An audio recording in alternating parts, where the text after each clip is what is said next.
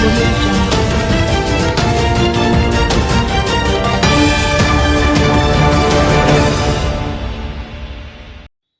Hanovers most wanted surrenders to police.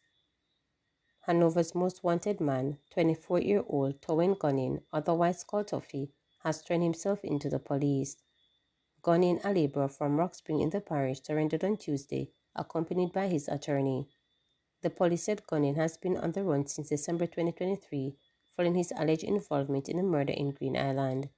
It is further alleged that he was also involved in a shootout with police on April 2, 2024, during which he escaped. The police said he is now facing charges for both incidents. He has also been identified as a person of interest in several other gun-related crimes that have occurred in Hanover. Investigation into those matters are ongoing.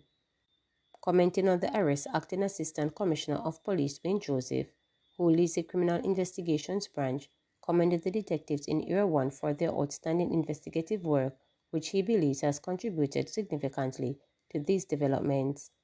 More individuals are turning themselves into law enforcement, driven by the strong cases being brought against them. This is a testament to the quality of investigative work on the ground, coupled with the effective communication from the Constabulary Communications Network, which has raised greater awareness about ongoing investigations, the ACP added. The police have made significant progress in recent weeks, with several wanted men being apprehended across Area 1. Among them is Joseph Mackenzie, also known as Joe, who was arrested in St. James on August 25, 2024, and charged with 3 murders, 1 shooting and possession of a prohibited weapon. Likewise, Michael Williams, otherwise called Dry Goods, was apprehended in Bourke St. James on September 14, 2024, and is also facing murder charges. We must also ensure that the Commission itself is efficient and pays due regard to the use of public funds and the time and resources required of public officials to comply. To this end, the law must ensure that the work of the Commission focuses on relevant, significant, and material issues. Mr. Speaker, I will take legal advice on this report and its recommendations, including recommendations for referral to other entities. And Mr. Speaker, I will continue to pray to God for guidance and strength as I continue to lead Jamaica. The weaponization of accusations of corruption is nothing new in politics. However, even the most skeptical onlooker must conclude that the handling of this matter, time it has taken, the public resources used to pursue it, raise cause for concern on many levels. While I will not pursue the view that this was politicized, I believe it is commonly agreed that the law governing the Integrity Commission is in urgent need of revision. The current context of its operations does weaken its credibility, and we must do everything to ensure that the appropriate laws are in place to prevent the politicization of the Commission and to support the Commission in its work. We must also ensure that the Commission itself is efficient and pays due regard to the use of public funds and the time and resources required of public officials to comply. To this end, the law must ensure that the work of the Commission focuses on relevant, significant, and material issues. Mr. Speaker, I will take legal advice on this report and its recommendations, including recommendations for referral to other entities. And Mr. Speaker, I will continue to pray to God for guidance and strength as I continue to lead Jamaica. Policeman in St. Catherine accused of sexual assault remanded. A St. Catherine-based policeman accused of sexually assaulting a woman and attempting to flee Jamaica was remanded when he appeared in the parish court. The cop, who is assigned to the Bagwalk police station, is facing charges of causing grievous bodily harm, abduction, cruelty to child, and rape. He was ordered to return to court on Friday, September 20. He is being represented by attorney at law Richard Lynch. Allegations are that the policeman sexually assaulted the female complainant. A report was made and an investigation was launched, which being submitted to the Office of the Director of Public Prosecutions, which ruled that the cop should be charged. The policeman was held Friday, September 13, as he was reportedly trying to leave the island. JLP objects the Integrity Commission's referral of Holness to FID. The ruling Jamaica Labour Party, JLP, has taken issue with the Integrity Commission for referring a report on Prime Minister Andrew Holness' income and assets to Financial Investigations Division (FID). The JLP has objected to the basis of the referral, noting that it relates to a transaction where a financial institution admitted to making an error. It has accused the Commission of acting outside of its powers. The party is urging Parliament to conclude its review of the Integrity Commission's Act to ensure that anti-corruption body conducts its business with greater fairness, equity, and regard for the rule of law.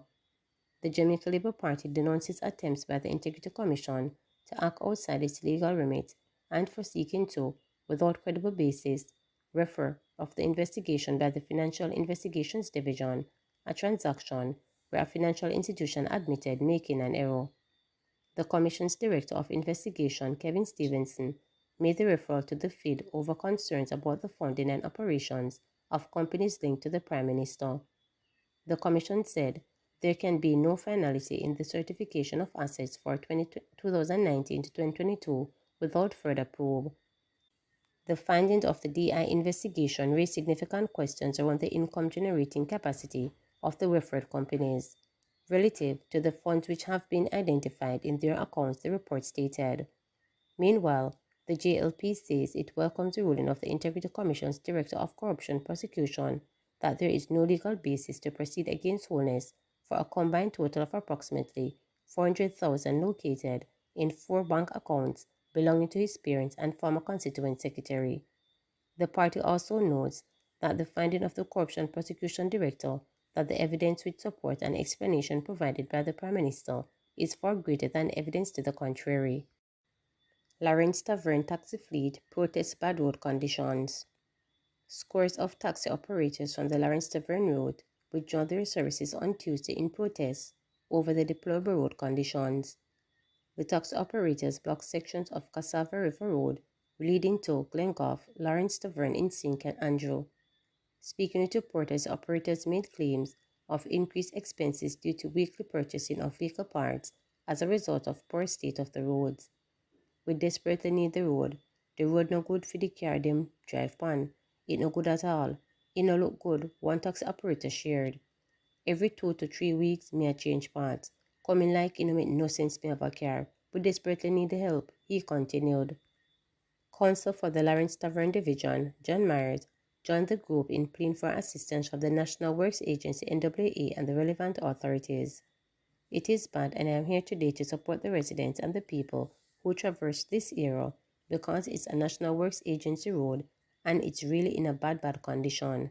From the border of the Lawrence Tavern to Temple Hall, it's in a terrible condition, and I would like something to be done urgently, the council stated. Them have to do something because you see car a drop in a hole, you see people foot broke, them all whole of people in the vicinity of the area because the car them can't drive fast, Myers added. He is calling on the NWA to do a tour of the main road in the area, including the bus route. Proper private arrangements to be made for disposal of commercial garbage, stated Swebe. Proper private arrangements are to be made with reputable service providers for the disposal of commercial garbage. This was stated by Mayor of Kingston, Councillor Andrew Swebe, during the recent meeting at the Kingston and St. Andrew Municipal Corporation held in the Marcus Garvey Council Chamber, downtown Kingston. While the KSAMC is in support of business and their importance to the economy, we will not accept the poor garbage disposal practices currently being used by some operators, the mayor stated. For example, there is the informal arrangement of handcart men dumping garbage on vacant lots, sidewalks, and public spaces, he added. The mayor informed that during the summer break, the KSAMC organized a joint compliance and enforcement drive in the downtown business district. He said the KSAMC revenue team worked with partners, which included Tax Administration Jamaica, National Solid Waste Management Authority, Public Health Department, Jamaica Fire Brigade, and the Jamaica Constabulary Force. He explained that the main goal was to ensure that business operators are adhering to their responsibility of disposing commercial garbage in a responsible manner. He added too that checks were made to confirm the arrangements were in place with reputable companies or individuals who deal with garbage collection. Prior to visiting these establishments, myself and the CEO met with the Chinese ambassador to sensitize them, given the large number of businesses that are owned by the Chinese nationals. I use this opportunity to thank the ambassador for offering to assist us by disseminating information on their various platforms. In light of the language barrier, the KSAMC has secured the services of a translator to enhance the communication between the partners, he noted. The mayor said that the initiative is ongoing and that an announced visit will be made by the team to other business establishments throughout the municipality. Remember to subscribe, like, share, and click the notification bell for daily updates.